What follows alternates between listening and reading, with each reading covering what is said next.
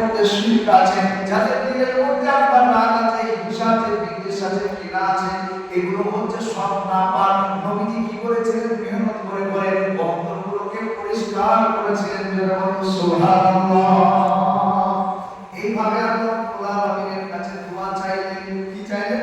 যে এমন একজন রাসূল আপনি আমার বংশধরের মধ্যে, আমার খানদানের মধ্যে কি করুন, প্রেরণ করুন, পাঠান, যিনি কি করবেন? আপনার কিতাব তিলাওয়াত করে করে মানুষের কাছে দাওয়াত দেবে, হিকমতের শিক্ষা দেবে, জ্ঞান বিজ্ঞানের শিক্ষা দেবে, এবং তিনি অপবিত্র থেকে পবিত্র করবে। ওনার খানদানের মধ্যে আল্লাহ রাব্বুল আলামিন এমন একটা সম্পদ বা এমন একটা বস্তু চাইলেন। আল্লাহ রাব্বুল আলামিনের খাজানার মধ্যে একটাই ছিল, হাবিবকে তিনি কি করলেন? ছেড়ে দিলেন। জোরে বলুন সুবহানাল্লাহ। এই কথাটা বলার জন্য এতক্ষণ করে আপনাদেরকে উদাহরণ দিলাম।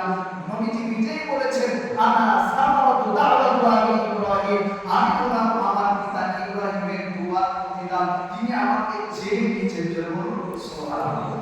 ইব্রাহিম আলাইহিস সালামের সঙ্গে আমাদের নবীর এত সম্পর্ক, ওই জন্য আমার আপনার নবীও কিন্তু ইব্রাহিম আলাইহিস সালামকে বলেন, জোরে বলেন নাই। কখন? যখন গিয়েছিলেন মিরাজে আল্লাহর সঙ্গে দেখা করতে। জোরে বলেন ঠিক না? দরুদ পড়ি না?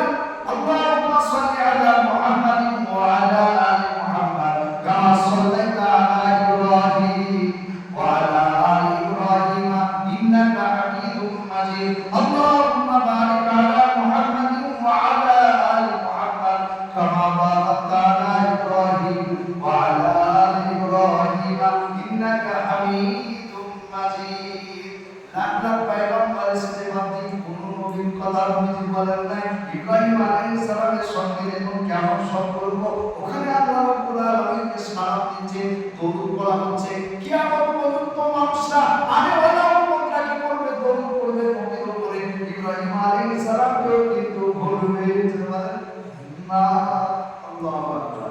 তো আমার নবী সেই নবীর উম্মত হতে পেরেছি। বা আমাদের নবী কত বড়, এবার তো নবীর দিকে যেতেই পারলাম না। বলছে শুধু নবীর আশার ব্যাপারটা একটু আলোচনা করলাম।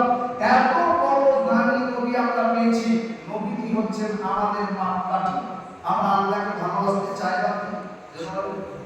কে কে চান? হাত বলতে দেখি।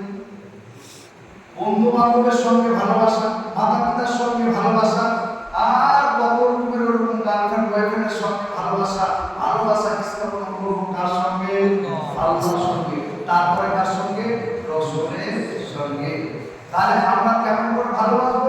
ভালোবাসার মাপকাঠিটা আল্লাহ রাব্বুল আলামিন বলে দিয়েছে, তোমরা যদি আমাকে ভালোবাসতে চাও